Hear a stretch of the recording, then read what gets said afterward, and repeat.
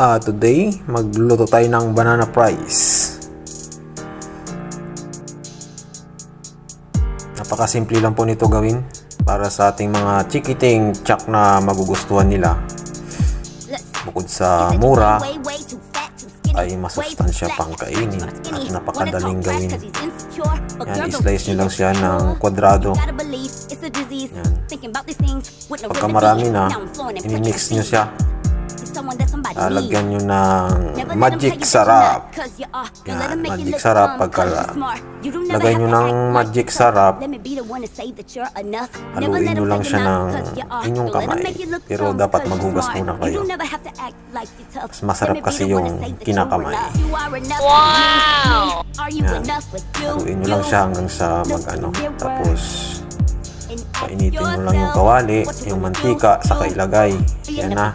Ilagay na natin yung ating banana fries. Haluin nyo lang siya hanggang sa maluto. Yan na. Ganun na siya kadali. Yan. Masarap siya guys. Tsaka tsak na magugustuhan ng inyong chikiting. Sarap siyang kainin. Okay.